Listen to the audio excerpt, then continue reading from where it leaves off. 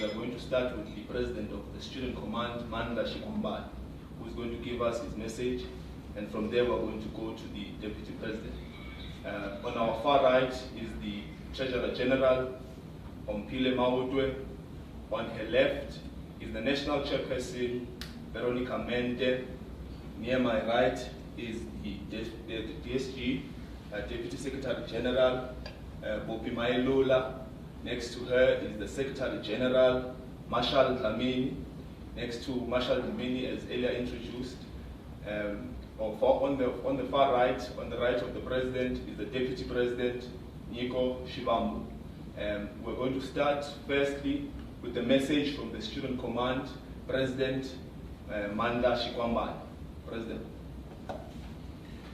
Revolutionary greetings to the Commander-in-Chief and the President of the EFF, the officials and commissars in the Central Command team, EFF Students Command Secretary General Muzi Koza, officials of the EFF Students Command, the CIC team members of the Students Command, and all fighters and students across the country. The EFF Students Command commemorated the 44th anniversary of the Soweto Uprising of June 16, 1976, where black learners led a series of demonstrations and protests against an apartheid system that forced all black children to be taught in Afrikaans in preparations of black child to be an instrument in a system that will exploit and destroy his dignity, self-image, culture, spirit, and exclude him from the material wealth of his home country. It was 44 years ago that black learners fought against the Bantu education, and which actually entailed the racial separation. Educational facilities, meaning white learners got better school services and black learners got poor school services. In addition, black learners were denied the right to be taught mathematics, arithmetic, and social sciences, to mention a few, but were taught needlework, woodwork, and metalwork, so that they are equipped with abilities that will make them function as low-skilled workers and direct them to the unskilled labor market. The black student is being fed the type of education that will demonstrate him to be a better tool for the white man when he joins the working community. Those were the words of CIC Mashinini, one of the primary students of the Soweto Uprising. To sum up 1976, it was a revolt, a class action by children of the working class, and rebellion from fearless youth against the heavily armed racist white apartheid regime. In this light, we commend the generation and black youth of 1976 for fighting against Afrikaans and Bantu education, and for reminding us that we don't have to accept an education sector and system that is anti-us black people. The remnant of 1976 is alive in South Africa. We have seen it in the 5 years of the EFF Students Command existence. Afrikaans, racist academia, and financial exclusion still stand as an unchallenged legacy in the epoch of democracy to exclude black students. The ANC sold the black children for a seat on the table with the racists. The ANC has cheated a dozen of young people for a chance of a quality education. This ANC forgave people who killed our people and continues to punish activists and fighters who fight for better conditions for the black child. Bantu education remains alive in universities in South Africa, formerly known as the historical black universities. Poor educational facilities for black students, no proper infrastructure. Lectures halls are in poor condition. Computer labs and library facilities are inadequate. Residences are dilapidated, deteriorating, worn out. No high speed of Wi-Fi. An extreme lack of teaching, learning, and assessment materials, and substandard curriculum are what we find in the ANC-led regime. Statues and monuments of apartheid, pigs, and murderers fly high in democratic South Africa. Graduates are unemployed today. and institutions of higher learning have locked out the black child. In light of all of this, we as the EFF Students Command believe in carrying out our basic programs of completely overthrowing the neoliberal anti-black education system. It's a step toward decolonizing the curriculum. Similarly, we want radical higher education transformation with the aim of free, quality, and well-resourced education. To achieve all of this, we will continue as the EFF Students Command to call on the Ministry of Higher Education and Training, Science and Technology to uplift the educational facilities of historical black universities and remove this domination of Africans as a primary medium of instruction, to continue to end outsourcing and the arrogance of exploitative labor brokers. On this 5th anniversary of the EFF Students Command, we salute all those who have sacrificed their lives in the struggle of free education. We salute all past and present leaders and all those who have lost their lives in the battle for free education. In our generation, the late Mlungisi Madonsela. The history of the Students' Command is one of the victories, sacrifices, and lessons since our emergence in the higher education sector. We have been able to shape the direction of the students' politics. The EFF Students' Command has championed different struggles in the rural and urban institutions of higher learning and has brought back the vibrancy that was long forgotten in the students' politics.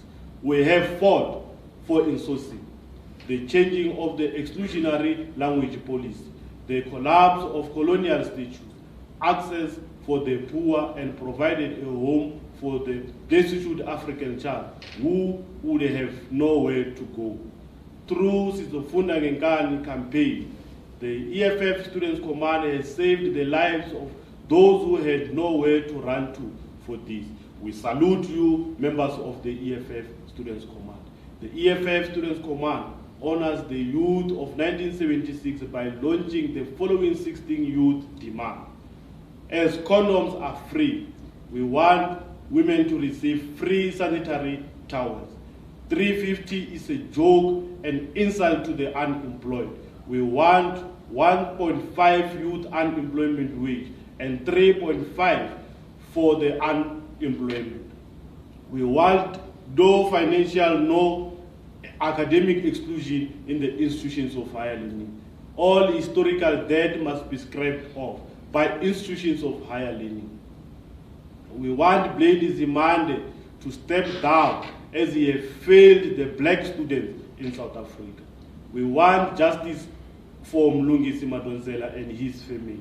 All students suspended and expelled for protest must be reinstated into the universities and colleges on a presidential pardon and declaration. State and institutions of higher learning must provide students studying Bachelor of Education with monthly subsidy for their teaching practicals.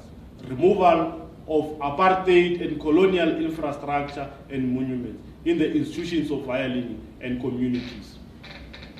Absolute removal of Afrikaans as a medium of instruction within higher education sector.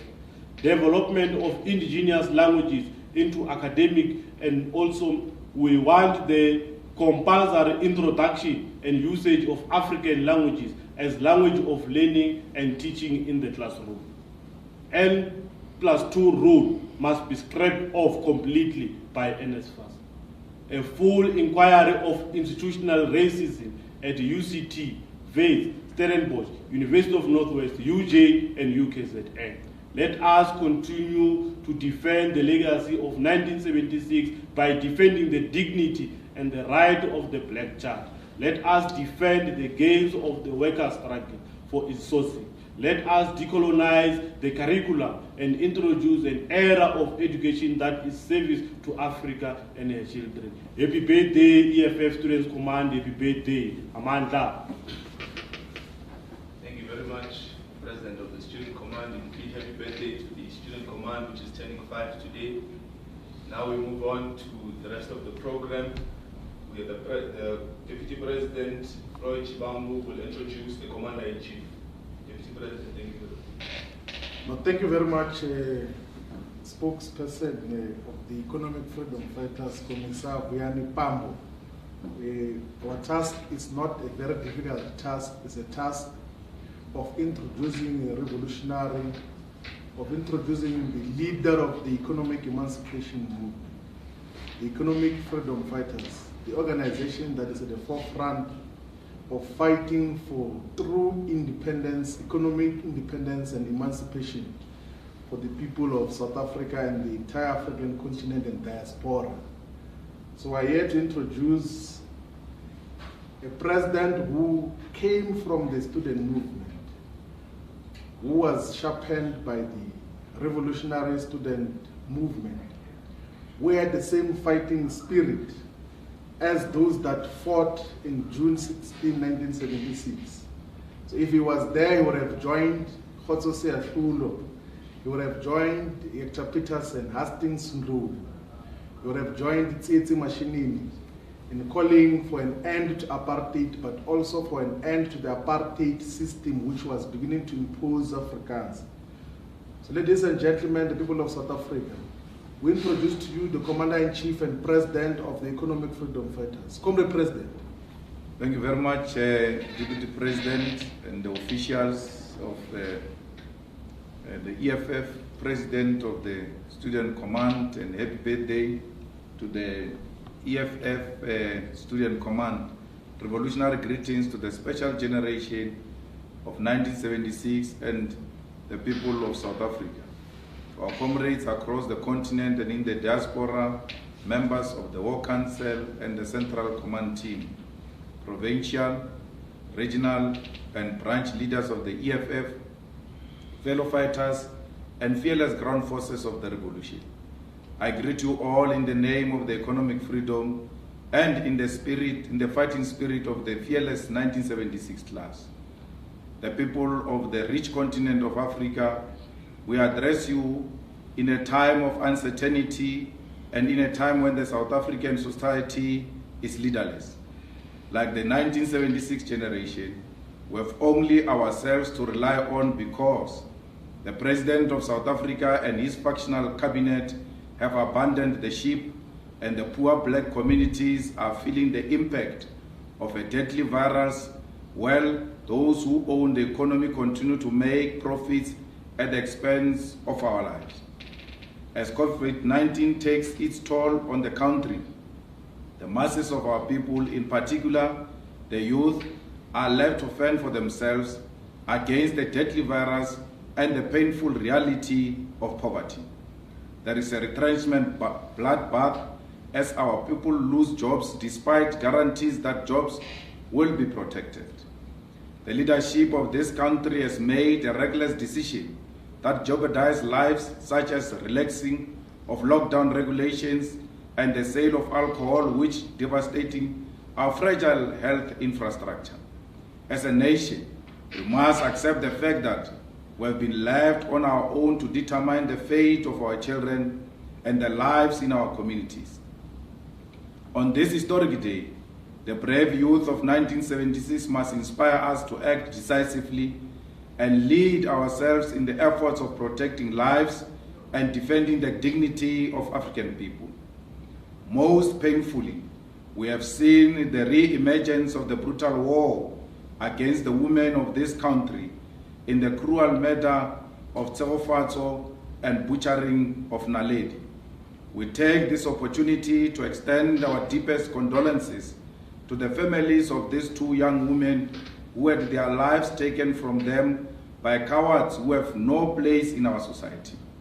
Our communities must take a leaf from the 1976 generation and organize themselves in a defense of the lives of women and children and report perpetrators of abuse before there is a loss of life. It is from those brave combatants that we can learn collective solidarity and defeat the evil of gender-based violence. Fellow fighters, June 16 is a day that represents courage and determination. It is a day on which young people in South Africa resolved to risk their lives in battle, taking the baton in the anti-colonial struggle against colonial education and a racist system. Today, we take an opportunity to honor this generation that took a stand when it was not fashionable to do so.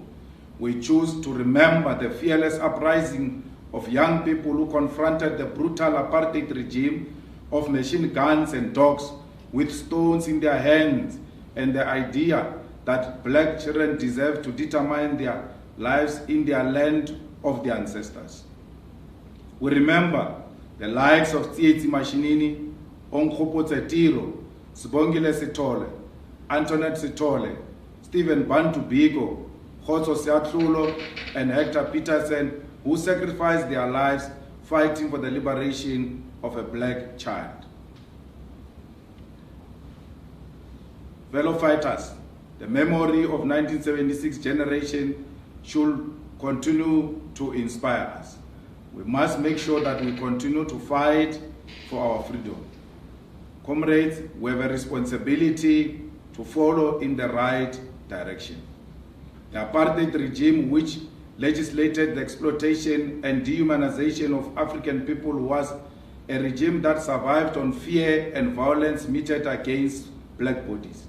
It was a racist regime that embarrassed black fathers, abused black mothers, and separated black families through migrant labor and a deliberate agenda to collapse and underdevelop black communities.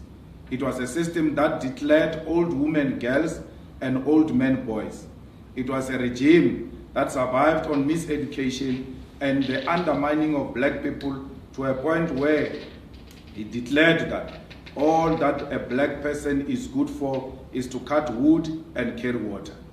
It is for this reason that we must understand that the student uprising of 1976 was led by a generation that was conscious of unjust apartheid society which were subjected to. Those young people fought not only against Bantu education, which imposed Afrikaans on them as a language of instruction. They also fought to develop their communities and free themselves from apartheid domination. They were young people who understood that the education they received must have them at the center, and that there was no education without liberated society. The 1976 generation fought against the destruction of black communities. They fought against the destruction of black life. It is that youth, when the elderly people had succumbed to the regime and was drowning their sorrows in alcohol, who demanded a boycott of alcohol, taking it from mouth of their parents and leading them into the revolution. It is that youth that forced cowards into the picket lines, singing the song like Joina Mzabalazo, Warata Aurat. It is the youth of 1976 that said to hell with the narrative that white people are superior and that it was the destiny of black people to serve them. They stood up at a time when our people had given up and said, we demand to be taught in our languages and we demand equal development of schools of black people. It is a youth that drew inspiration from Anton Lembede, Sol Plaatje, Robert Sobukwe, Charlotte Maxeke, Winnie Mandela. A youth that did not hide in the face of injustice. It is a youth that stood when it was not fashionable to do so and demanded a radical confrontation with brutal murderous regime armed with stones, ideas, and a deep desire for freedom. Comrades, without the youth of 1976, a youth that was rejected by a liberation movement whose history is defined by opposing young people, the struggle against apartheid will not have intensified. The 1960 anti-pass campaign led by Robert Sobukwe resulted in increased suppression of all liberation movement. After the arrest of Rivonia trialists, the exiling of revolutionary forces, and forcing of our leaders to operate underground, the abuse of black South Africans intensified. During the 1960s, activists and leaders were either in prison or in exile. The anti-apartheid struggle entered what can be called a political lull, as activists were buried on frequent basis and intimidated into submission. It is the revolutionary ideas and work of Steve Biko, the consciousness of Onkgopotso Tiro, the organizing of CIC Mashinini, and the determination of Khotso Seatlula that sparked the fires of revolution at a time when the people were too scared to fight. It is the character that inspires this generation of economic freedom fighters to fight for the emancipation of our people through whatever means necessary. It is the understanding of those young people of apartheid and the Bantu Education Act as racist separate development that inspire us to fight white monopoly capital today, that controls our economy and make us servants in our own land. We salute the youth that led the 1976 Soweto Youth Uprising and set in motion the destruction of the racist apartheid regime. The impact of the revolutionary struggle against the intolerant regime can be seen in the reawakening of the liberation struggle in the 1980s. It was the bravery that led young people to join the ranks of the liberation movement and intensify the armed struggle, rendering apartheid South Africa ungovernable. It is that revolutionary consciousness and struggle that destroyed the apartheid regime, not the kindness of racist land murderers like P.W. Botha and de Klerk, who today behave as though they liberated us when young students lost their lives fighting for our freedom. It is their determination and their refusal to listen to those who were scared, who called them unruly and reckless, that inspire us as a generation with our own mission. It is the uncompromising character of the 1976 youth that guides us as economic emancipation movement to fulfill our generational mission in the same way those rebellious young people fulfilled their mission in fighting for their freedom. Can we say the same about your favorite president today? After the uprising on June 16, 1976, the white capitalist establishment in South Africa started to realize that apartheid must go because apartheid was becoming costly to their businesses.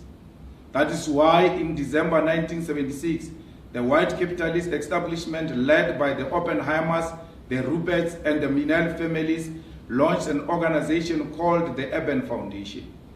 The Urban Foundation was an organization used to co-opt emerging black people into white agenda, where they wanted to influence handling over political power but retain economic ownership and control. One of the people they co-opted into the white agenda was Cyril Ramaphosa, who joined the Urban Foundation board in 1978, a board that was chaired by Minel family and controlled by the Oppenheimers and Ruperts. When teenagers were being killed, when tear gas were escaping the country into exile, when young children were being arrested and harassed by the police, Cyril Ramaphosa was whining and dining with the white capitalist establishment in South Africa. When Solomon Mahlangu was undergoing a trial with a clear intention that apartheid courts were going to execute him, Cyril Ramaphosa was in the boardrooms of the white capitalist establishment. If this is not collaboration with the oppressive and exploitative system, then we do not know what collaboration is. Ask yourself is why Cyril Ramaphosa was allowed in the boardrooms of white people's organization when apartheid was killing school children. Why was Cyril Ramaphosa allowed to organize a union of black workers if he posed any threat to the nonsensical apartheid regime? It is on this basis that after his release from prison, President Mandela was introduced to the Minels and Oppenheimers, who had a working relationship with Cyril Ramaphosa from the 70s. A white capitalist class hijacked the militancy of the youth to push for their agenda and interest and co-opted black leaders who are leading South Africa to this day. The reason the white establishment and white control media and white control courts, especially Gauteng North High Court, always defend Ramaphosa is because he was captured long time ago in the late 1970s. We need to save South Africa from collaborators of the apartheid capitalist system. The ruling party must also save itself from white minority control. African people, the youth of 1976 played their role in the struggle for liberation. It is those young revolutionaries who identified education as central to the development of our society, and they fought for the right to be taught in their own languages and paid with their lives for the ideals they believed in. The vision of those young people and their commitment should inspire us to fight for the dignity of our people. The Feast Must Fall generation took the baton from the generation of 1976 and brought into sharp attention the evil of capitalist and colonial education. It is a generation of young people who identified a generational mission and resolved to fight for it, even if it cost them their lives, freedom, and personal advancement. We salute all those who sacrificed their lives in advancing the struggle for free decolonized education. We salute the lives of Kaya Trekeshe and the late Mulungis Matonsela and thousands of students who gave their all in a genuine cause that will benefit the majority. The consciousness of the Feast Must Fall generation can never be divorced from the 1976 generation. These young people understood that the struggle is not about them and their institutions only, but about changing South Africa for the better, with education at the center of their struggle. It is for this reason why students fought for the insourcing of the exploited university workers, security guards, cleaners who earned a mere 1,500, even though they are the ones who keep institutions running on a daily basis. Today, workers in institutions of higher learning are insourced, earning high wages, and are receiving benefits because of a generation of young people who achieved what trade unions failed to do for decades. It is for this reason that this generation of young people constitutes to fight for free registration and scraping of historical debt, because they understand that education must not be a privilege of the few, but a social good that will help us develop an independent continent. We salute this generation of young people who are in a long line of defiant youth who have shaped history and fought for the poorest of the poor at all material times. The generational mission of the 1976 generation and the generation of Feast Must Fall is not complete. Majority of students are still on the outskirts of higher education. The curriculum is still not decolonized and focused on developing the continent. The colonial statues are still present across campuses, glorifying those who conquered us and stole our land. Students still sleep in toilets due to lack of student accommodation, and during this COVID-19 pandemic, we are seeing how historically white institutions of higher learning are distributing digital and financial resources to their students, while the institutions of poor and black majorities struggle to adapt to the new condition. In the basic education sector, majority black students do not have adequate infrastructure, still use pit toilets, and do not have adequate teachers' capacity. The COVID-19 pandemic has brought into sharp focus not only the broader radical and economic inequalities in our country, but has also exposed how our education sector is based on the same apartheid separate development that characterized schooling in 1976. As we wish the EFF Student Command a revolutionary happy birthday anniversary, Mr. President, we say to the collective leadership and membership not to abandon the noble struggle for free education and to defend the dignity of those who carry the hopes of their families. We call on the student movement to always remember that there cannot be decolonized institutions of higher learning in a colonized society, and to mobilize students behind the banner of economic freedom and the demand for the return of the land, which is the center of our struggle for the independence. The EFF will continue to stand by students in their efforts to fight for the dignity of a black child, and will continue to champion the struggles of students. We have been there for the students when they've been arrested and insulted by the regime that hates young people and brutalized them in the same way the apartheid government did in 1976. The EFF has been part of running the revolutionary Sifunda Ngenkani campaign, which has registered thousands of students on the basis of the demand for free education and assisting the destitute when they enter the gates of higher learning. As COVID-19 challenges our government to develop innovative ways of responding to the new reality, we advise South African government to institute the following in the short and long term to ensure education is not a privilege of the wealthy and that the aspiration of that 1976 generation are realized. Introduce free decolonized education, advancing topics that pertain to indigenous knowledge, sovereignty, and economic freedom in our lifetime. Increase the use of information and communication technology in teaching to improve computer literacy. Abolish the independent examination board and ensure all learners fall under one education system with one education system for one country.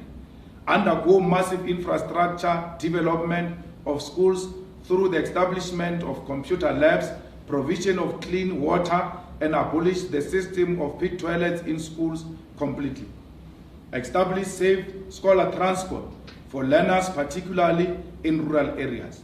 Undergo intensive teaching training programs to equip teachers with social sensitive skills, the use of digital technology and healthcare training to manage classrooms in the midst of COVID-19. In the higher education sector, pass legislation that will zero-rate all education apps and content on all gadgets forever, even post-COVID-19. Cancel all student debts and reintegrate all students who were excluded on the basis of finance. Further, all institutions must issue degrees and certificates that have been withheld on the basis of non-payments of fees. We call on the government to establish a central registration and verification system that will link information between institutions of higher learning, Home Affairs, the South African Social Security Agency, and all relevant social development departments in order to protect the dignity of students from performing their poverty to receive assistance. Establish a sexual crime unit in all institutions of higher learning that must be comprised of 70% female staff who have undergone sufficient sensitivity training and are familiar with health and legal process to protect victims of gender-based violence. Facilitate the reopening of nursing and teaching colleges in order to meet growing demand in the health and education sector. Introduce Swahili in institutions of basic and higher learning and ensure that all courses are available in South African languages that are not English and Afrikaans. Ensure that all public medical schools provide courses on traditional medicine to combat infection diseases and common illnesses.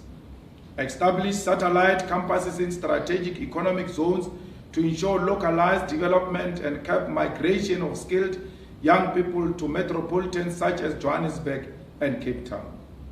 This can be in the form as satellite campuses of the University of Wits, School of Mining and Engineering in Rustenburg, which will focus on mining and mineral beneficiation.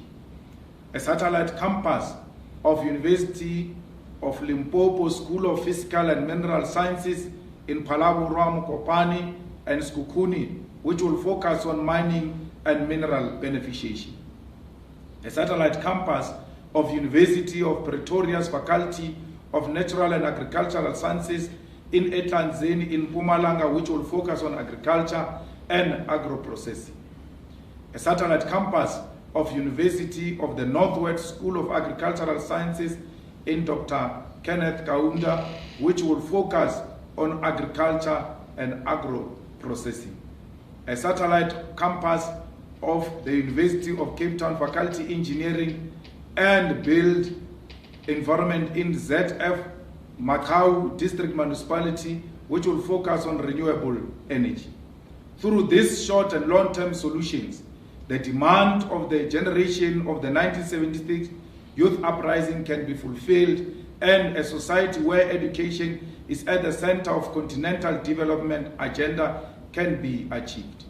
As the economic freedom fighters, inspired by the 1976 generation for their love for education, we have begun a process of building a school that will be named Winnie Madikizela Mandela Combined School. This school will accommodate brilliant pupils who come from poor backgrounds, and mainly those who have lost their parents as a result of HIV and AIDS.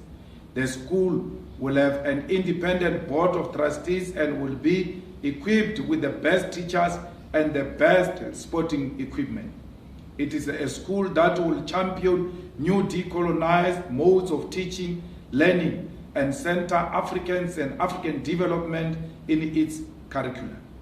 The time of paying lip service to honor the 1976 generation must come to an end. We must all play our part in achieving their vision for society by building long-lasting projects and enforcing effective legislation. As the EFF, we have committed ourselves to this and will not wait to be in government to implement meaningful changes in society. Fellow fighters, our country has one of the highest unemployment rates in the world.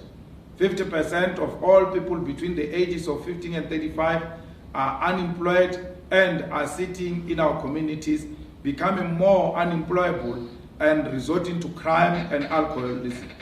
We are losing a generation of young people to hopelessness because of the lack of inward industrial development in South Africa and the continent, which will lead to the creation of jobs and strong economy. The youth of our country has been left to drown in depression, and the graduates of South Africa are on the streets of South Africa begging for jobs. The crisis of unemployment in South Africa is a direct result of the lack of political will from those in power, and we must never begin to blame another poor person for the unemployment crisis in South Africa. Our people are unemployed because there are no skills development in this country, and the economy is concentrated in the hands of people who exploit the disparateness of our African brothers and sisters and leave us fighting them for the crumbs from their table. We must encourage young people to be politically conscious and engage in activities that will develop them and their communities, not a narrow self-hate of fellow Africans who can help us broaden our economic activity by engaging in intercontinental trade and development. The youth of today must learn from the youth of 1976 and not turn to alcohol when confronted with problems that require principled activism and innovative political solutions. The youth of today must be at the forefront of saving our people from destructive dependency on alcohol, which dulls the consciousness of the country and creates empty shells with no appetite to change their conditions. Comrades, the crisis of unemployment will not be destroyed by seminars and appealing to the moral conscience of captains of the industry. These are the same people to profit from the super exploitation of black people and cannot expect them to be the ones who will save us from this crisis. The political power that so many have died and fought for must be used to effect meaningful economic change in our country by placing the economy and productive activities in the hands of the black majority. This can be done by passing legislation that will ensure that all government departments and public institutions employ a minimum of 40% of people between the ages of 18 and 35. Passing of legislation that will ensure that government departments and all institutions spend 50% of their procurement budget on youth-owned businesses. Ensure that all private corporations employ a minimum of 35% of people between the ages of 18 and 35.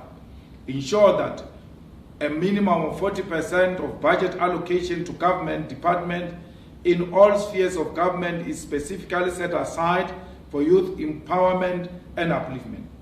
Rescuing the National Youth Development Agency from partisan management and cronyism that channels funding that is supposed to develop youth projects to the pockets of those affiliated with the ruling party. There must be regional and continental economic integration in a manner that will qualitatively and quantitatively expand economic activities and intra-trade in South Africa, the SADC region, and African continent. In this way, South Africans will be able to explore employment opportunities in the continent and develop mutually beneficial economic relationships. Commissars and fighters, there is a war being waged against black people all across the world. We have witnessed in the recent weeks, the murder of black people by racist law enforcement agencies in the United States of America and the persistent anti-blackness that characterize the lives of a black person even here in the continent. The impossibility of black life has been confirmed, and now, more than ever, we are reminded that we cannot escape common identity and will be persecuted for the color of our skin wherever we are in the world. Fellow fighters, the murder of George Floyd has confirmed what we have always known, that to be black is to be guilty until proven innocent, that to be black is to be a criminal, and that blackness is the color of suspicion and moral decay. When George Floyd suffered and said that he cannot breathe, it represented the suffocation black people as a result of global system of white supremacy. When George Floyd said he cannot breathe, he spoke about the need of imperialism and racism that suffocate Africa and exploits her resources. It is the United States and its allies which preaches so-called democracy and freedom that suffocates Africa, the Middle East, and Palestinians in their own land by establishing army bases and sponsoring conflict to further their imperialist agenda. It is France which continues to make its former colonies in Africa continue to pay colonial debt and taxes that suffocate black life and development in the continent. The suffocation of George Floyd, the senseless murder of Collins Khoza are not isolated incidences, but it is the system of white supremacy that generation of 1976 fought against because it represented racism. Law enforcement agencies in society in their current form do not exist to protect the poor, but rather they protect the privileged and interest of the capital at the expense of life, as we saw during the Marikana massacre.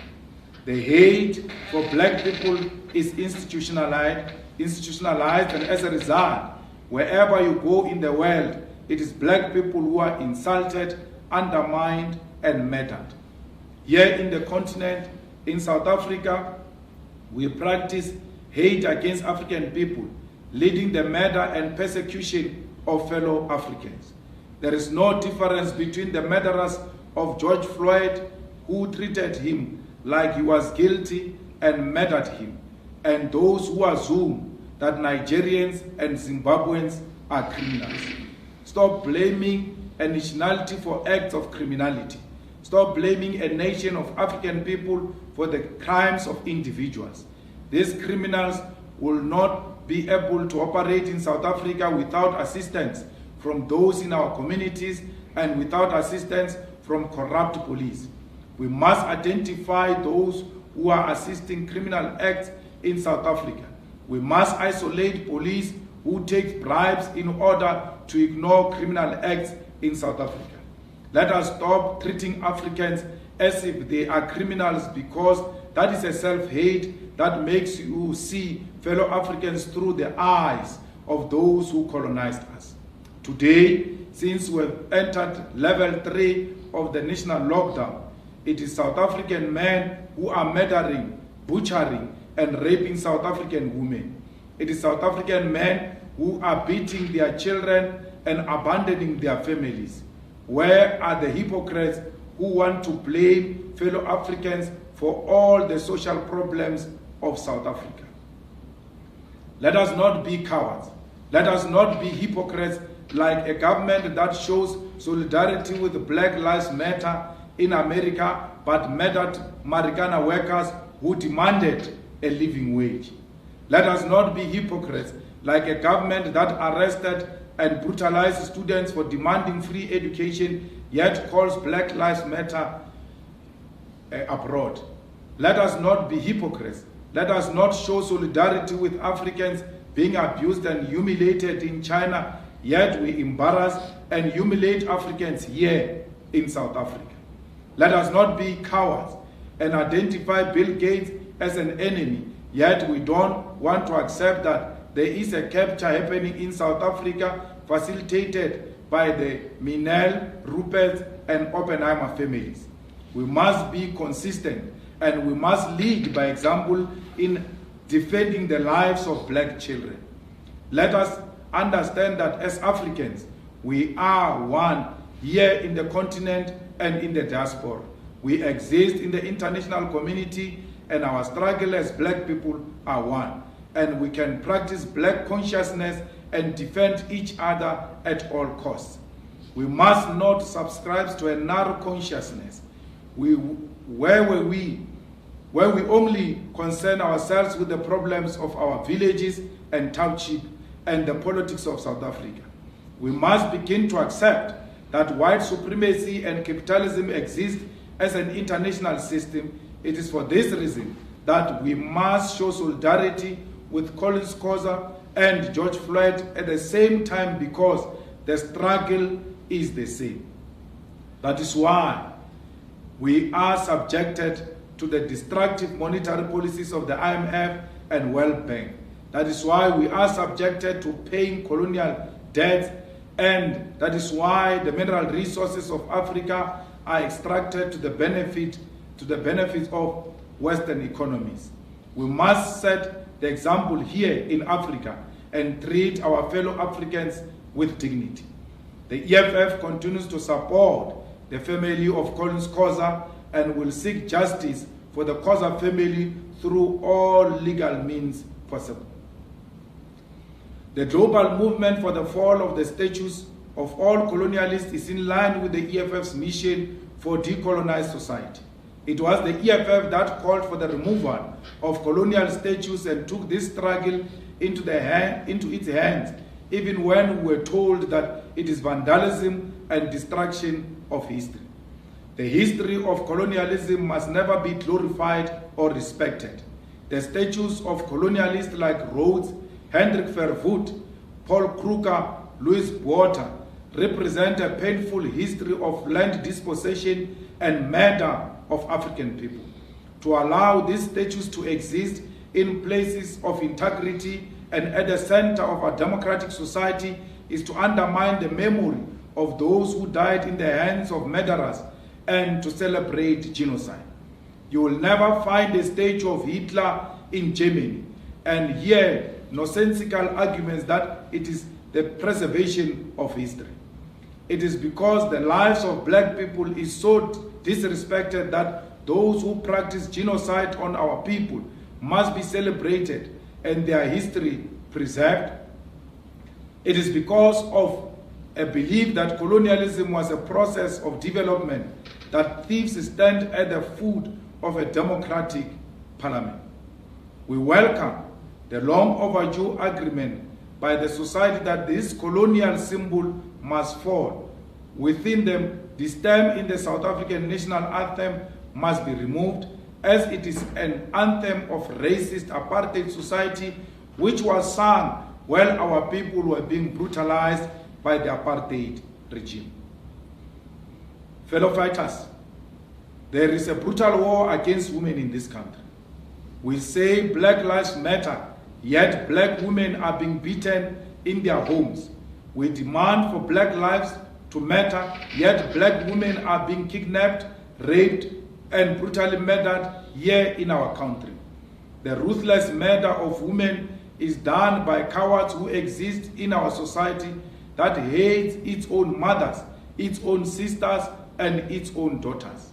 Every day there is news of the abuse of women and the femicide being perpetuated, which has left the women of South Africa in a constant state of anxiety and fear for their lives. Enough is enough. It is in the hands of you, the youth, to defeat the violence being perpetrated against women in the same way you fought against apartheid. It is the women, the mothers, the daughters who kept the fires burning when all male activists were arrested and in exile or underground. It is the grandmothers of our country who raised the children who had lost their parents during apartheid and kept our communities together. It is the women of South Africa who protected activists from ruthless apartheid security forces, risking their own lives. Today, such hate and brutality is practiced against the women of this country who nurtured us to political freedom. It must come to an end. It is now time for us to take this struggle into our own hands and defend women of South Africa. We warned the government from the beginning that the easing of the regulation that guide the national lockdown to curb the spread of coronavirus should not happen if it is not on the basis of science and medical evidence. Today, cases are getting out of control and the new cases of COVID-19 are averaging above 2,000 every day, taking us closer to 100,000 COVID-19 cases each day. The death related to COVID-19 increases rapidly as we near 2,000 death mark, and there is yet to be sufficient provision of PPEs and improvement of health infrastructures. To make matters worse, the president of the country has allowed the sales of alcohol in a country that has a history of high fatalities and hospitalization due to alcohol-related interpersonal violence. This reckless decision places a burden on a health sector that is already overwhelmed and should be directing its energies to fight the spread of COVID-19. Nurses and medical staff are now further exposed to catching the virus because they do not have PPEs and are dealing with increase in trauma unit due to alcohol. At Groote Hospital in Cape Town, the number of people admitted to medical trauma unit has spiked since 1st of June 2020, when alcohol sales resumed, rising from 8 to 20 per day. At Chris Hani Baragwanath Hospital, patients in the trauma unit, the unit was reported to have doubled the space within 24 hours after resumption of the sale of alcohol. A majority of these patients seen in these units were there due to alcohol-related incidences, whether it is motor vehicle accidents, domestic abuse, or interpersonal violence. This painful reality is a result of the incompetence, spineless, and cowardice of our government, led by a coward, Cyril Ramaphosa, who sacrificed the lives of South Africans in the interest of capital. We warned this bastard called Ramaphosa and all his accomplices that the mass death we are to witness over the coming weeks are due to his lack of decisiveness at a time when the country needed leadership. The death toll will continue to increase sharply and the healthcare infrastructure will be overburdened by alcohol-related trauma incidents and struggle to fight deadly coronavirus. We call for the reinstatement of the ban on alcohol in protection of human life over the desire for profit. We will hold this government and the bastard Ramaphosa personally responsible for the deliberate jeopardizing of black lives, as he has now become an ally of the deadly coronavirus by prioritizing his relationship with white monopoly capital over the lives of South Africa. As the economic freedom fighters, we continue to play a role of oversight on all procurement and legislative processes during the COVID-19 pandemic. We continue to guard against corruption and maladministration by those tasked with leading the country. All EFF public representatives have committed a third of our monthly salaries to the fight against coronavirus. This commitment has been made for 3 months, and thus far, the EFF has contributed 12 million over a period of 2 months. We will make further donation to the Solidarity Fund to assist in the purchasing of food parcels, PPEs, ventilators, and improvements of health infrastructures to combat the spread and impact of the coronavirus. The EFF maintains the rejection of the reopening of schools in the midst of the increase of cases and death-related COVID-19. The Department of Basic Education has based its assessment of readiness on what it defines as variables to determine readiness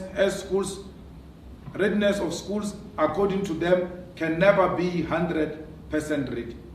Their claim that 97.6% of schools are ready to operate was based on the existence of the facility and not on the qualitative aspects of these facilities. Basically, for the department, readiness may refer to a building with broken windows, desks, dysfunctional toilets, and small classrooms, so long as there is a building which learning can take place. Their nonsensical assessment has produced deadly results and risked the lives of children. In the Western Cape alone, 98 teachers have tested positive for COVID-19 and 1,800 children who returned to schools have been infected.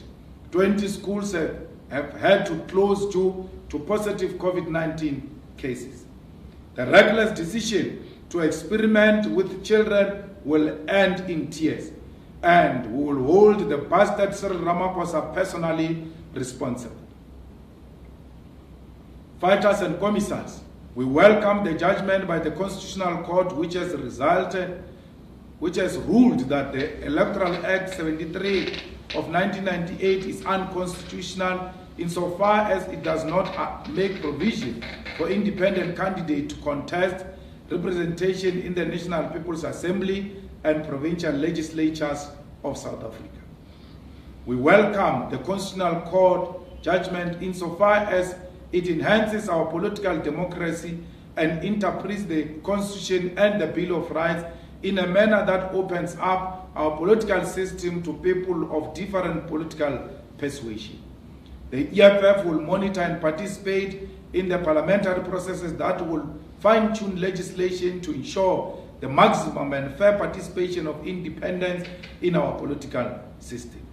We further reject the head voting system introduced in Parliament and call for physical reconvening of Parliament in a space where the government is and easily accessible for all. Head voting deprives members of their democratic rights, and that's what the Constitutional Court discouraged in the secret ballot judgment. The entire process renders Parliament a circus, and members have abdicated their duties to chief whips and are not effectively fulfilling their roles as public representatives. We reiterate our call for local government election to be combined with national and provincial elections. This is on the basis that South African political landscape is defined by a permanent state of elections which hinders public representatives from executing their responsibility. This is because political parties are preoccupied with elections every 2 years instead of providing basic services.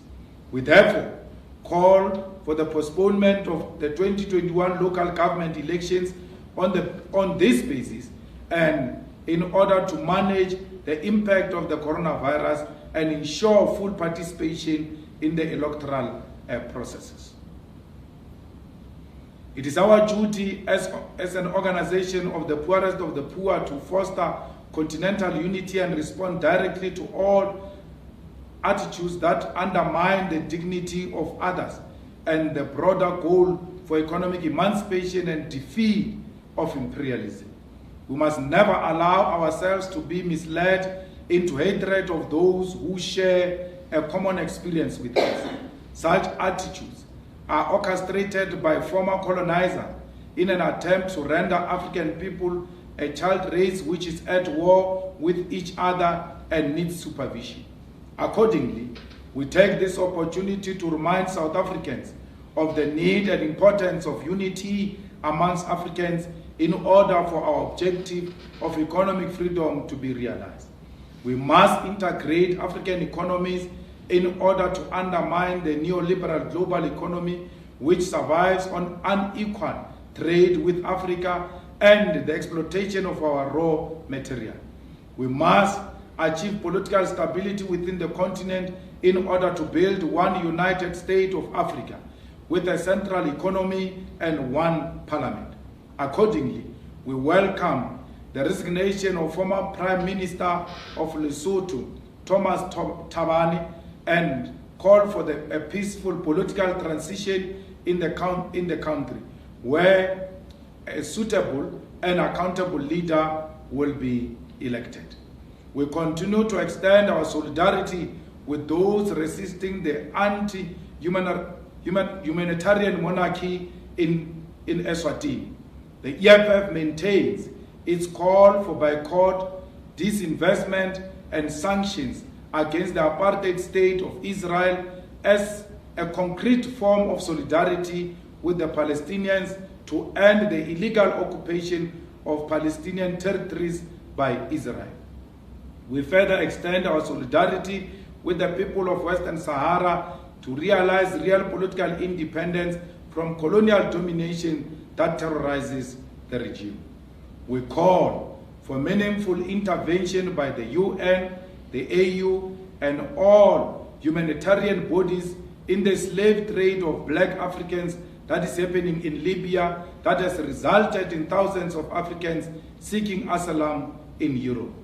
The situation in Libya is as a direct result of destabilization orchestrated by the United States and confirms our belief that Africa must unite to oppose imperial intervention that seeks to restore and sustain the inhuman treatment of Africans. Our approach to industrialization must be based on an attitude of continental integration. SOEs must be at the center of expansion and developmental efforts. We have warned Cyril Ramaphosa, who has constituted himself as an ally of white monopoly capital and the coronavirus, that he will be held personally responsible for the loss of life that is going to happen as a result of his decisions. He will be met with the same attitude of his predecessor for having sold off our national assets and sacrificing the lives of workers and children and the elderly to please those who funded his political campaign for the presidency and adopted him before transition to democracy in South Africa. We will not allow South Africa to be run like a family affair, presided over by the adopted child of the Minel family and allies of the Ruperts and the Oppenheimers. The youth of 1976 did not risk their lives for our freedom so that our lives can be sacrificed to maintain the strength of an apartheid economy and fill the pockets of the puppets of white monopoly capital. We will continue to defend the rights of all South Africans, particularly workers in this difficult time, who can approach our labor desk led by our national chairperson, because we are committed to helping workers who are exploited by both small and big business. Let us continue to practice proper hygiene. Let us continue to protect one another and defend the women of South Africa. Let us resist the urge to die for an economy we do not own or control. We must fight like 1976 generation. We must not be scared. We must be able to speak truth to power. We must tell Cyril Ramaphosa that he's not our friend. Why should we be bothered by someone who calls Cyril Ramaphosa a bastard and not be bothered by the fact that Cyril Ramaphosa agitated for the killing of our people in Marikana? Why should we respect a medal? Why should we respect a government that presided over the killing of our people? Why are we called upon to respect a man who is now risking the lives of our people? If to you, Cyril Ramaphosa is a hero, to us, Cyril Ramaphosa is a bastard, an undesirable person who occupies the position of president by mistake. Cyril Ramaphosa is a miscarriage of history, and we must fight tooth and nail to remove him from office. Who are you to tell us how we must treat a man who has got no respect for our people? Who are you to tell us how to treat a government which has got no respect for our people? If you are young and you seek approval of elderly people, you must know you are lost. They called Mandela disrespectful. They called Mandela adventurous. They called Mandela a terrorist. The same people today who are saying Mandela is a hero. Every time they want to hypnotize the youth of South Africa, they quote Nelson Mandela to lead you into a political land. They called the youth of 1976 reckless. The ANC in exile issued the first statement distancing and denouncing the 1976 June 16 uprising. Who are you to seek approval of elderly people? The youth do not seek permission of the elderly to fight for what is just. If it's burning inside your stomach, if you believe in the cause, you must never seek approval of anyone. You must stand for what is correct. The youth of 1976 stood firm even when the parents rejected them. They knew that something was burning inside their stomach. They knew that they deserved better. They knew that that which they were subjected to is not what they deserve. They took a politically conscious decision led by militant and radical black consciousness youth, and they confronted the regime. Who are you to seek approval? Why do you want to behave like you are old when you are young? Why do you want to listen to people who have accepted mediocrity and have accepted that things will remain like this forever? Every time you speak to elders about change, they will tell you that, my child, these things have been like this. Those are the people who have accepted defeat. Don't ask me to join you in the process of joining those who have accepted defeat. I've not accepted defeat. I will never accept defeat. Not even in my grave will I accept defeat. You must never accept defeat. Only death will stop us from reclaiming that which rightfully belongs to us. The land is ours. The banks are ours. The mineral resources of this country and the continent belong to us. Stop being a coward. You are young. Take responsibility. Let me tell you, the youth of South Africa, you've got a license and a permission to make mistakes because you are still young. The time is still on your side. You can learn from those mistakes and correct them in the future. Don't be scared to take risks. Don't be scared to make a mistake because you are still young. You can make as many mistakes as you want because you will learn from those mistakes and become a better person in the future. Don't listen to people with questionable morals who want to tell you that the EFF leaders are disrespectful of people who do not respect themselves. Why do you want me to respect a man who sleeps with children who are the size of or the age of his daughters? What is there to respect? Why do you want me to respect a man who's called a cupcake by his own grandchildren? What is there to respect? Why do you want to listen to the ANC that gave Johannesburg municipality to a man who is accused of crimes? Removed a man who was delivering to the people of Johannesburg, despite his ideological concoction and confusion. Service delivery was his priority. You replaced a man who loved the people of Johannesburg with a man of being suspected of crimes.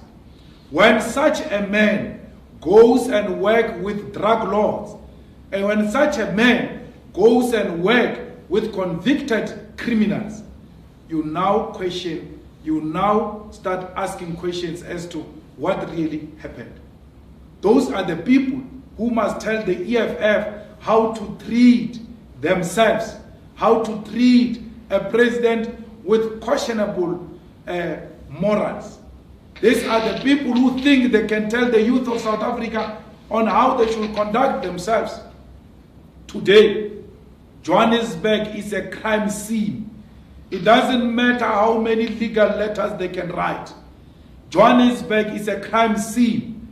And therefore, the supporters of Ramaphosa, the supporters of the ANC, who think they've got some chicken morality to tell us how we should address their president, they must first go and address their mess in Johannesburg, where gangsterism has hijacked the municipality, where criminality has hijacked the municipality. One of the senior employees of Johannesburg Property was told that she must deliver the tender of Sandton Gauteng station back to the same company that Mashaba was investigating, because those who are presiding over those entities, they said they want 200 million out of that transaction. Therefore, a terminated company must be reinstated so that a criminal syndicate can get 200 million out of that reinstatement of that contract. Those are people who claim to have morals, who can tell us how we must conduct ourselves. The same people who want to put the CIC on the scooters in the Eastern Cape, and the people of Eastern Cape want to complain like they are helpless, including the chairperson of the EFF in the Eastern Cape wants to complain like you are helpless. We want to tell the government of Eastern Cape, take those scooters and give them to municipalities. They can use them to deliver mails and bills. Because any of those scooters, if they are found in the villages, claiming that they are coming to fetch a sick person, fighters, you know what to do with such behavior. I will not tell you now. I will tell you in our own space and privacy. But don't complain like you are helpless. Take it upon yourself to show the Eastern Cape government that you don't want those scooters. If it means you physically removing them from the streets of Eastern Cape, do so. Because we are not going to allow any government to dehumanize our people, to perpetuate the indignity of African people when we are here. Let's do everything in our power to defend the dignity of African people, like the 1976 generation did. So the challenge of 1976 in the immediate was Afrikaans as a medium of instruction. Eastern Cape, EFF, your immediate challenge is the scooters. Deal with the scooters the same way the 1976 dealt with the nonsensical apartheid regime. Don't be scared of death. Don't be scared of prison. Don't be scared of being isolated if it means restoring the dignity of a black child. We are here today to say to the 1976 generation will never forget you. The same way we will never forget the Feast Must Fall generation. We are the youth that are inspired by fearless generations. We are inspired by the 1944 generation. We are inspired by the Steve Biko generation. We are inspired by the 1976 generation, by the 1979 generation that formed COSAS. We are inspired by the defiant youth, Isdamlilo of 1985. Those are the Sianyofa youth which put the last nail that forced de Klerk, the murderous de Klerk, to declare that all political parties are unbanned and the exiles can return. Those are the people who inspire us, not a man who is an adopted child of a white Minel family. You must know Ramaphosa for who he is. When Ramaphosa took office, we said, we'll treat you with respect. We want a dignified parliament. We want a dignified space to fight politics. But Ramaphosa is doing exactly what Zuma did. What is the point of not treating him the same way we did with Zuma? It was the same fools, by the way, who said to us that were disrespectful to Zuma. It was the same fools, by the way, who said our conduct in parliament was unacceptable when we demanded that Zuma pays back the money. It was the same fools that said to us, no, Zuma cannot be removed from office. Later on, to join us. Why? We are an advanced detachment of the revolution. We are ahead. We are not called commissars for nothing, because we are the doctors of this sick society. So we shouldn't be worried of the orchestrated noises that we hear. They are not real. We must focus on healing the sick society.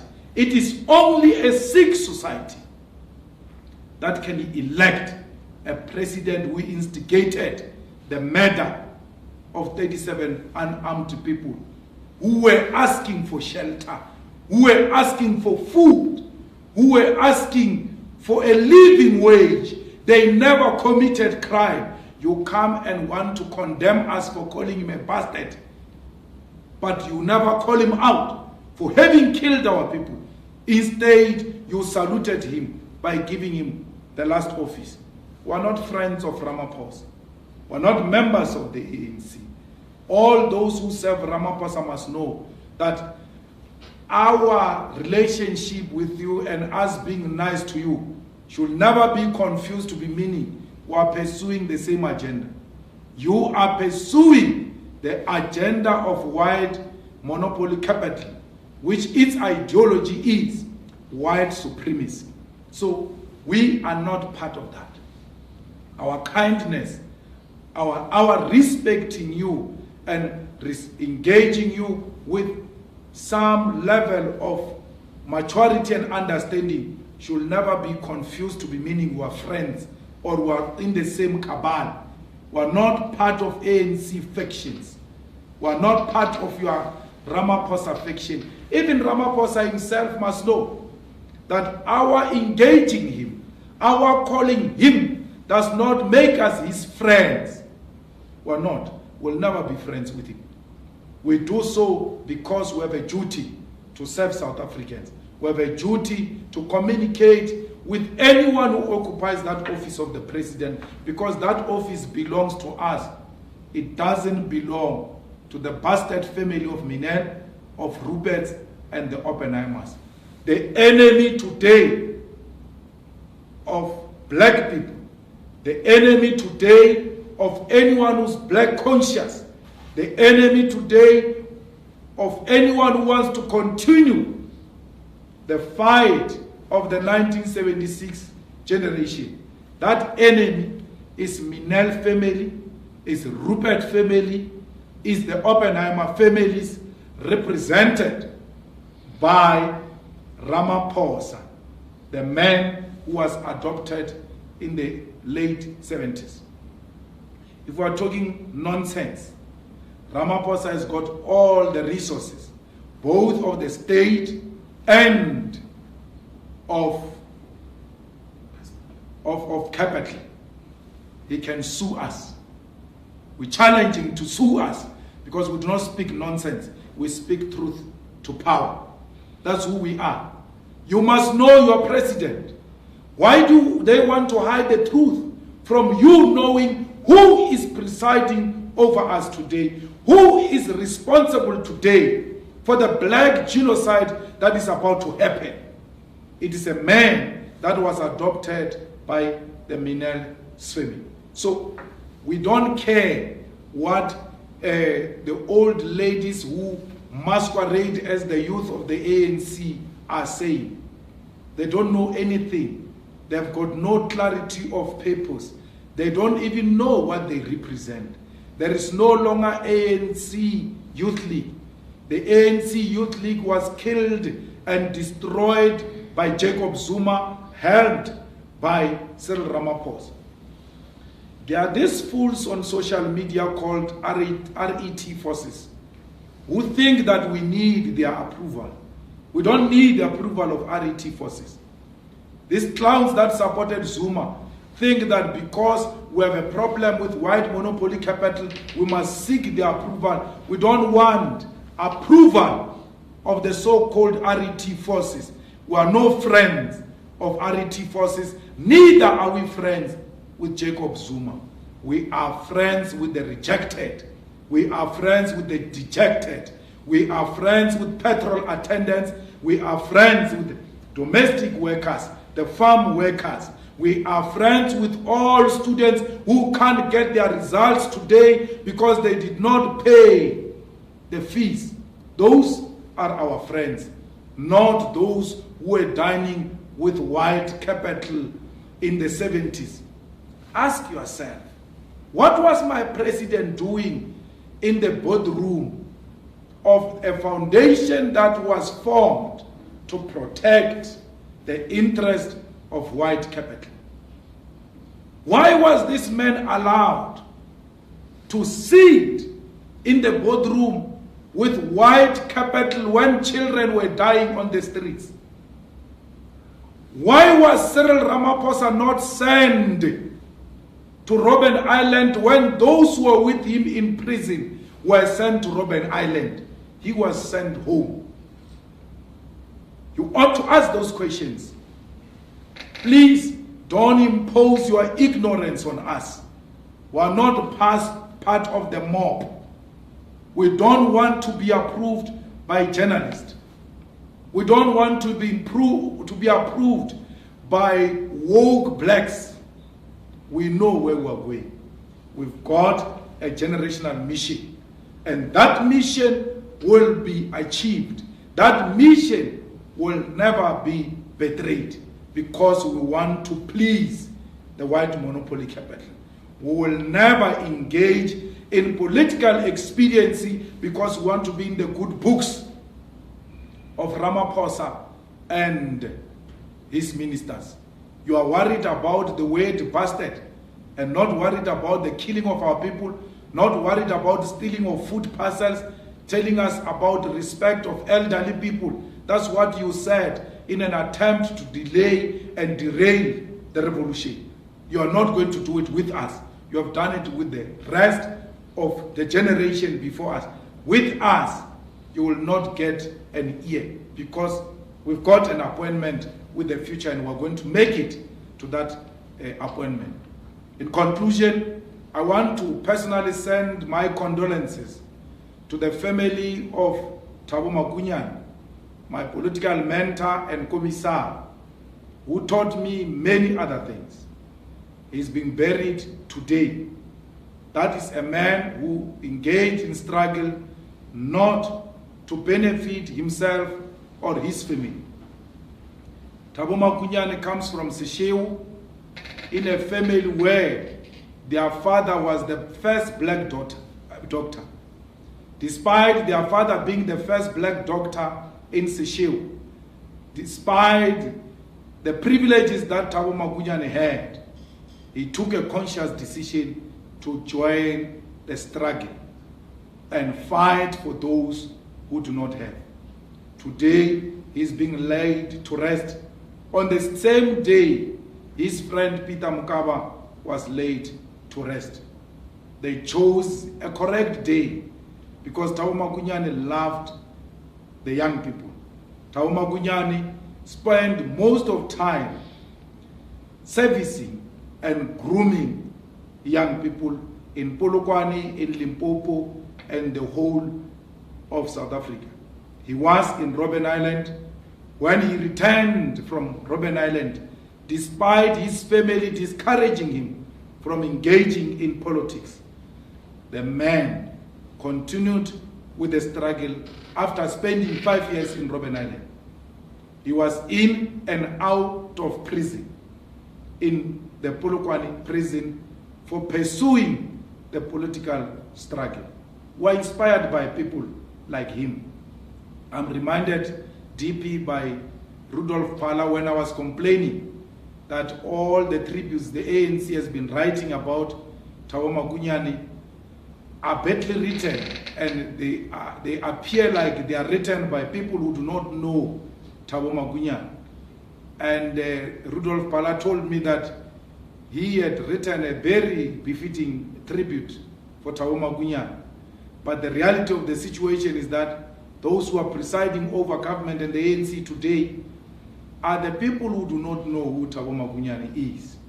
Because we worked with him in the early 90s when the ANC was unbanned as the first convener of the ANC in Limpopo, but also when we were campaigning for elections. So instead of allowing those who know him to lead in the writing of befitting tributes, the political opportunism overtaken the real genuine tributes to a gallant fighter, Thabo Magunyane. So we say to the family, will forever be with you, because we know that Magunyane as a mayor, he made Polokwane to develop and be what it is today. We cannot forget that it is Thabo Magunyane who declared on the day of the funeral of Peter Mokaba that the former Polokwane Stadium will be named Peter Mokaba Stadium. Will forever respect you, T-Men, for that. Because your ANC of today is scared to rename Cape Town International Airport after another giant, Winnie Madikizela Mandela. Unlike them, you were not a coward. You took a risk and named a stadium in Polokwane after one of the militant and radical leaders of the youth. And as young people of South Africa, will forever salute you. Thank you, T-Man, for buying me my first cell phone. I did not have the resource and the capacity to buy a cell phone. And one day when we were at the ANC office, because you were looking for me and you couldn't find me for some time, on my arrival, you just took me to the nearest shop and bought me my first cell phone. Those are the memories that we'll cherish forever. The youth of South Africa continue to fight.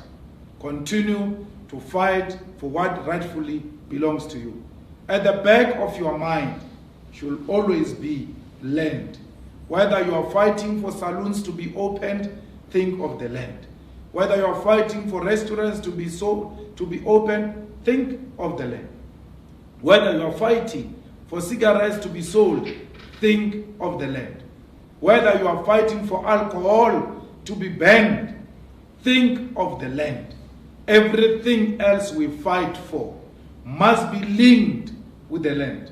When you propose a girl or a boy, think of the land.